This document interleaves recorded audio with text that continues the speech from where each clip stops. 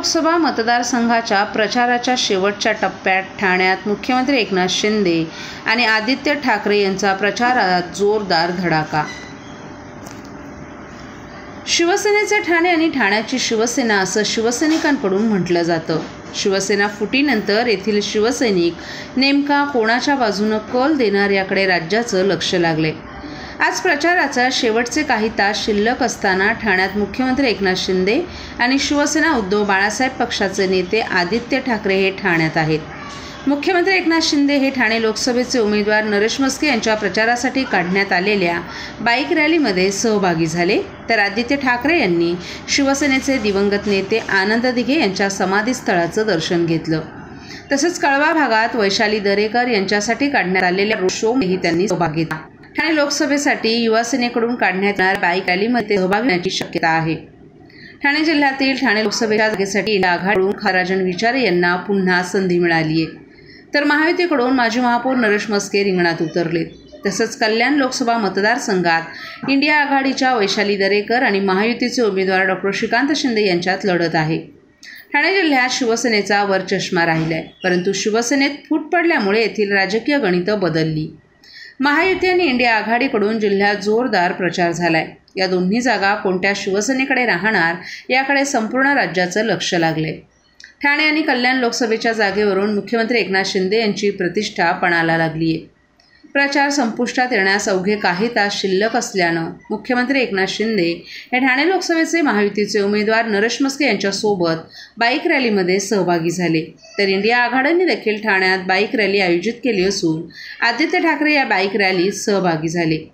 आदित्य ठाकरे हे आज सकाळी कळवा येथे वैशाली दरेकर यांच्या रोड शोमध्ये सहभागी झाले।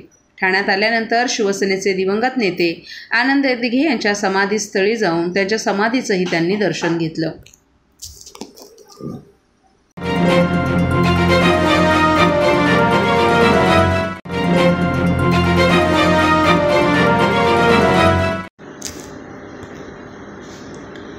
ठाणे महापालिका क्षेत्रात कोणतीही नैसर्गिक आपत्ती येणार असेल तर त्याची आगाऊ सूचना नागरिकांना मिळावी यासाठी सक्षम यंत्रणा तयार करण्याचा महापालिकेचा प्रयत्न आहे। या प्रकारच्या यंत्रणेची आवश्यकता या प्राथमिक कृती आराखड्यामुळे अधोरेखित झाली आहे। एखाद्या आपत्तीचा इशारा मिळाल्यानंतर त्याच्याशी निगडीत यंत्रणांनी कशा प्रकारे जलद गतीनं त्या आपत्तींचा सामना करावा, त्याचे अपेक्षित परिणाम काय आहेत याची एक प्रमाणित कार्यपद्धती तयार करण्यास ठाणे पूर धोका नियंत्रण कृती आराखड्याची मदत होईल, असं प्रतिपादन महापालिकेचे आयुक्त सौरभ राव यांनी केले। ठाणे महापालिका क्षेत्रात अतिवृष्टीच्या काळात साचणाऱ्या पाण्यामुळे निर्माण होणाऱ्या पूरस्थितीचा धोका नियंत्रित आणण्यासाठी ठाणे पूर धोका नियंत्रण कृती आराखडा तयार करण्यात येत आहे। या आराखड्याची प्राथमिक रूपरेषा ठाणे महापालिका आयुक्त सौरभ राव यांना सादर करण्यात आली। 6 महिन्यांपासून या कृती आराखड्याचं काम सुरू आहे। महापालिकेच्या पर्यावरण विभाग, आपत्ती व्यवस्थापन विभाग, सार्वजनिक बांधकाम विभाग आणि शहर विकास विभाग यांच्याकडून मिळालेल्या माहिती तसंच आपत्ती व्यवस्थापनाबाबतच्या शास्त्रीय संकल्पना आदींची सांगड घालून CEW यांनी प्राथमिक कृती आराखडा तयार केलाय। यामध्ये पूरस्थितीत कारणीभूत घटक, त्यावरील अल्प आणि दीर्घकालीन उपाय, त्यातून साध्य होणारा परिणाम आणि नागरिकांना त्याचा होणारा उपयोग आदींबाबत मुद्द्यांचा समावेश आहे। हा प्राथमिक अहवाल आता महापालिकेच्या संबंधित सर्व विभागांना देण्यात आला असून त्यावर त्यांची मतं आणि सूचना जाणून घेण्यात येणार आहेत। CEWचे वरिष्ठ कार्यक्रम अधिकारी नितीन बस्से आणि विश्वास चितळे यांनी हा अहवालाचं सादरीकरण करून त्याची प्रत महापालिका आयुक्त सौरभ राव यांना प्रदान केली।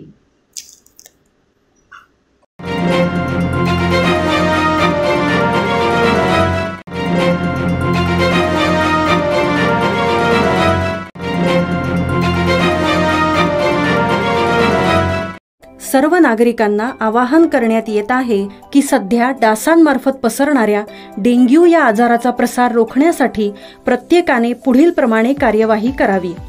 डेंग्यू आजार एडिस इजिप्ती हा डास चावल्याने होतो। या डासांची पैदास साचलेल्या किंवा साचवलेल्या स्वच्छ पाण्यामध्ये होते। 8 दिवसांपेक्षा जास्त दिवस पाणी उघडे व साचून राहिल्यास त्यात डास अंडी घालतात। अंड्यांच्या अळ्या तयार होऊन पुढे डास तयार होतात। यासाठी आपल्या घरातील पाणी साठे उदाहरणार्थ बॅरल्स, पिंपे, टाक्या, हौद, रांजणे इत्यादी दर आठवड्याला रिकामे करून घासून पुसून कोरडे करून पुन्हा भरावे. 1 दिवस कोरडा दिवस म्हणून पाळावा.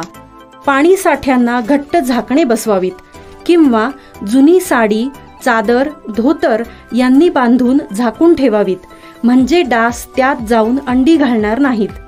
घराच्या गच्चीवर, आजूबाजूला, अंगणात कोठेही पाणी साचू देऊ नये.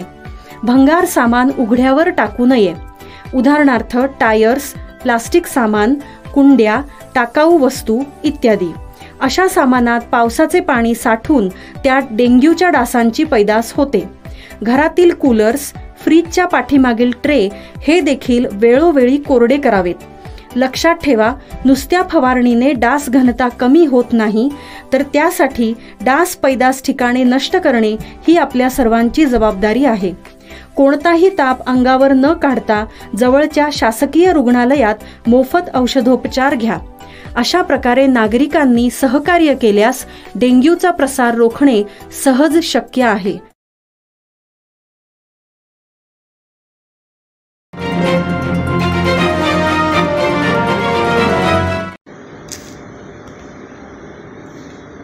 निवडणूक कामी कर्तव्यावर असणाऱ्या 445 अधिकारी कर्मचाऱ्यांनी टपाली मतदान करून बजावला मतदानाचा अधिकार. ठाणे लोकसभा मतदारसंघात निवडणूक कामी कर्तव्यावर असलेल्या अधिकारी कर्मचाऱ्यांना मतदानाचा हक्क बजावता यावा यासाठी टपाली मतदानाची सुविधा उपलब्ध करून देण्यात आली आहे.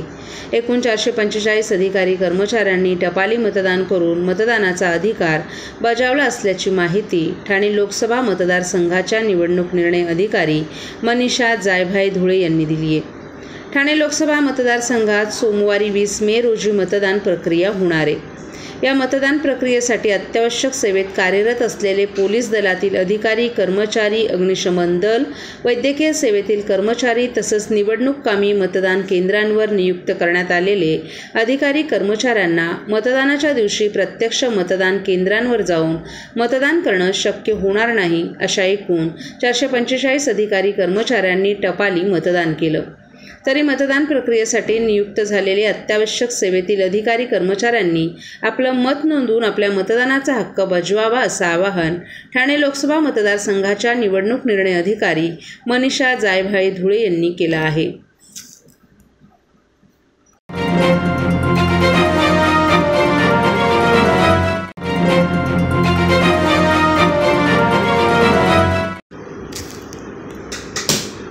मतदानाच्या दिवशी नागरिकांनी मतदानाचा हक्क बजावण्याचं ठाणे पोलीस आयुक्त आशुतोष डुमरे यांचं नागरिकांना आवाहन. लोकसभा निवडणुकीच्या 5व्या टप्प्याचं 20 मे रोजी मतदान होणार आहे. ठाणे कल्याण आणि भिवंडीमधील नागरिकांनी मोठ्या प्रमाणात आवश्यकरित्या मतदानाचा हक्क बजवावा असं आवाहन ठाणे जिल्ह्याचे पोलीस आयुक्त आशुतोष डुमरे यांनी केले. दरम्यान भिवंडी लोकसभा मतदारसंघ, ठाणे लोकसभा मतदारसंघ आणि कल्याण लोकसभा मतदारसंघात ठाणे पोलीस आयुक्तालयातर्फे सर्वच ठिकाणी पोलीस बंदोबस्त तैनात करण्यात आलाय. रॅपिड फोर्स, ठाणे पोलीस मुख्यालय फोर्स, दंगलविरोधी पथक अशा अनेक पोलिसांच्या तुकड्या मतदानाच्या दिवशी शहरात तैनात करण्यात आल्याची माहिती पोलीस आयुक्त आशुतोष डुमरे यांनी दिली आहे. दिनांक 20 मे रोजी 23 भिवंडी, 24 कल्याण आणि 25 ठाणे या 3 लोकसभा मतदारसंघामध्ये ठाणे आयुक्तालयाच्या हद्दीमध्ये मतदान होणार आहे. लोकसभा निवडणुकीचा हा 5वा टप्पा आपल्याकडे पार पडत आहे. यासाठी पुरेशी खबरदारी पोलीस प्रशासनाने घेतलेली आहे. आवश्यक तो बंदोबस्त स्थानिक पोलिसांचा, त्याचबरोबर बाहेरून आलेल्या केंद्रीय राखीव पोलीस दलांचा आणि राज्य राखीव पोलीस दलांचा देखील आयुक्तालयाला प्राप्त झालेला आहे. त्यामुळं या निवडणुका निर्भयपणे आणि निष्पक्षपणे पार पडाव्यात यासाठी पोलीस यंत्रणा पूर्णपणे सुसज्ज आहे. त्यामुळे आपला हा मतदानाचा पवित्र हक्क, जे लोकशाहीने आपल्याला दिलेले कर्तव्य आहे, हे कर्तव्य आपण सर्वांनी बजावावं आणि आपले खासदार जे आपलं संसदेमध्ये, दिल्लीमध्ये प्रतिनिधित्व करतील त्यांना आपण निवडून द्यावं असं आवाहन मी आपल्याला या निमित्तानं करतो. धन्यवाद. जय हिंद, जय महाराष्ट्र.